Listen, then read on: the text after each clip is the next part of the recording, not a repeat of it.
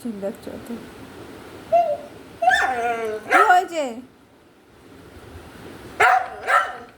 ঝগড়া করার কি হয়েছে?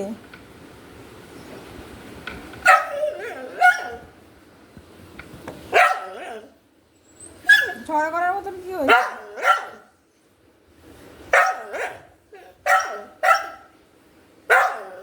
ওই ঘরে তো সারা রাত শুয়েছিলিস, সকালবেলা এই ঘরে উঠে আসছে আবার ঝগড়া করে।